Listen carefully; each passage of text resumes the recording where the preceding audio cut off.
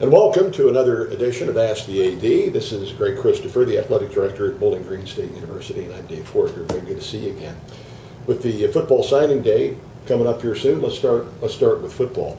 And one of the questions submitted pertained to how Falcon football would be affected, whether it's a BCS system that we now have or if the playoff system were to be instituted. Would it affect BG at all? I think it's tough to predict exactly. It's a couple of things. We are headed toward a playoff in some way, shape, or form. The public sentiment for it now, and it sounds like the right conference commissioners are on board. I find it hard to believe that a +1 model is good for the MAC or any non-BCS conference. Would be the short version of that answer. Under the current BCS access rules, we have access to that national championship game. And history has shown, if you go back 10, 15 years, we've had teams, Marshall and Miami, that made runs at that and would have qualified for the BCS under the current parameters. I think if you limit it to just 2 teams or maybe just 4 teams, that's going to be a pretty tall order for a MAC's school to try to qualify for. Not saying it can't happen, and Boise and TCU have proven that non-BCS teams can get up there, but the short answer is I think a +1 model is going to be tough for a MAC. I'm an advocate personally of the bowls. I think football is a different animal. I don't think you have to have a playoff. Another reason I dislike the playoff is that human nature is everything will always grow. You can talk about +1 for now, but I'm willing to bet before I retire it'll be an 8 to 16 team playoff, and you don't have to look any further than the NCAA tournament or any professional league's playoff system to say that it's proof that over time we just continue to add teams to the playoffs. And there's always going to be somebody that just didn't quite make it, and they're not going to be happy. Yeah. So that's just the nature of the sport and human beings too. BG is now in the Western Division. For football. For football. We were in the East last time we talked. Of course, I can't have anticipated that was coming. Yeah. Is that a good thing, bad thing? What does that mean? We talked a lot about it internally and really ambivalent. It's the right thing for the conference. I do believe that. Some of the factors we looked at as we discussed this over a 6-month period. First of all, from the league's perspective. The conference office did a nice job running all kinds of attendance numbers for us over the last decade, and it basically proved nobody in our conference travels. So I've heard some people say, well, gosh, all the East teams travel better than the West teams, because of the Ohio connection. It's actually not true. The numbers don't bear that out.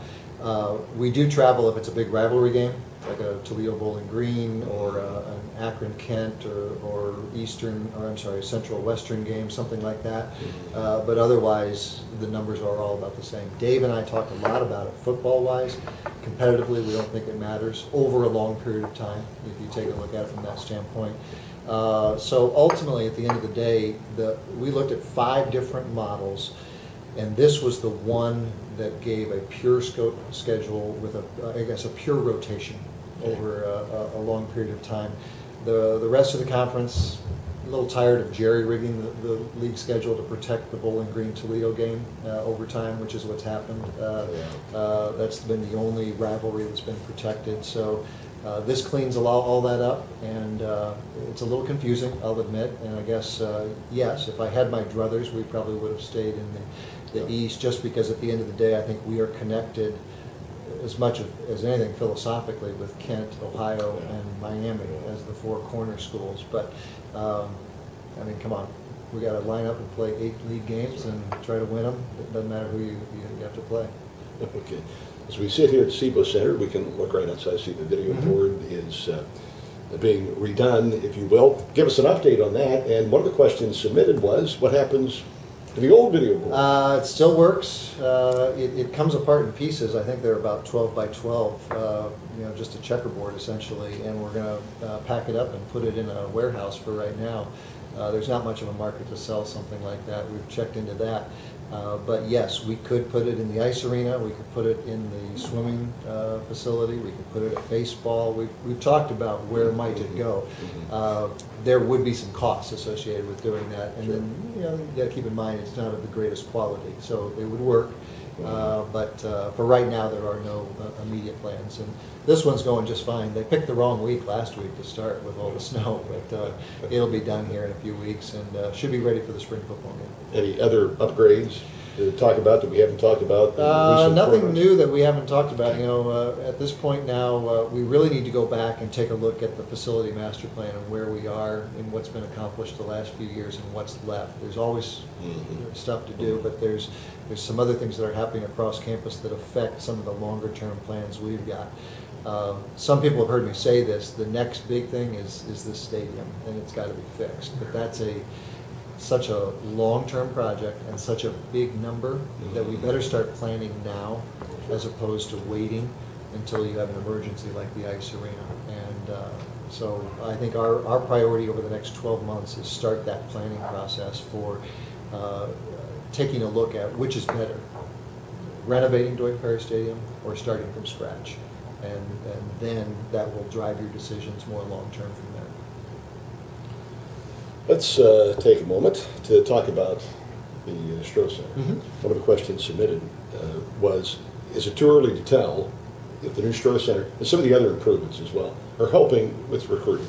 I think our coaches would be the ones to have to answer that, but I know this building has made an impact on recruiting, you know, in the sense that it's the nicest of any type of facility in the conference. Our coaches from all 18 sports will tell you that they've been bringing student athletes and prospects in here for any number of years, and you know, it's an important front porch for the department and for campus in general. And the Stroh Center's had the same you know, impact and effect. Can you measure it? You know, it's not something I can measure the same way I can tell you what our attendance is, what our win-loss record is. I guess some would argue at the end of the day you get measured by the win-loss. So that's a long way to say, I guess I can't define or tell you exactly what it is, but certainly it can't hurt. You know, I've said this a lot, that facilities don't win or lose games, and they certainly are that sense of first impression, though, you know, for a program in so many different ways. You touched upon attendance, and attendance for men and women's basketball games up a little bit over last year, and that's a good thing. It is, certainly, and we expected that, I think, a little bit, you know, with the new facility. Again, I don't know that we had, this is what our projection will be, but both men's and women's season ticket numbers were up going into the season, into their respective seasons, and then as the seasons have played out, about halfway through, 2/3 of the way through now, they're both up a little over double digits in both cases, so that's good. Student numbers are up as well too, and that's a positive thing. And it appears that most of the bugs in the system, if you will, they've been ironed out, and people seem to really like love the building. You know, the system bugs, so to speak, we've either fixed or we've put a Band-Aid on them until after the season, and then we can get in and make more permanent changes like the HVAC. The operational fine-tuning, you know, as I've said before, we listen to people and we either tell them why something is the way it is, or we improve and make changes. And thankfully haven't heard too many complaints on that front in the last month or so. There have been a few times, maybe one time, a couple of times this year, the basketball and hockey kind of gone head to head, and I know obviously you'd like to avoid that if at all possible, but how does that work into the whole scheme of things? Yeah, somebody asked that question, and I asked Jason to look into it, because I guess I just, when you have so many events on top of one another, you almost don't notice the conflicts and just accept them. I guess I told Jason I kind of assumed that happens every year. And this year, when Jason pulled the numbers, it's happened 3 times. Last year was 0, and the year before that was 1, I think it was. So, you know, that's 3 years of data, and the common denominator with all of them was television. And the decisions, whether it was STO or we moved a game, it was self-inflicted, but it was a ramification of that Georgia ESPN opportunity. So, you know, I'm not saying that's a great excuse, because you're right. You know, I hate to stretch our fans in different directions, but at the end of the day, there you've got 2 conferences making 2 different conferences in hockey and basketball making scheduling decisions, and they frankly don't care what the other one has to say with anything. Okay. Do we have it covered this time? I think so. I think we're good, and we appreciate Thank you you. tuning in. Thank you.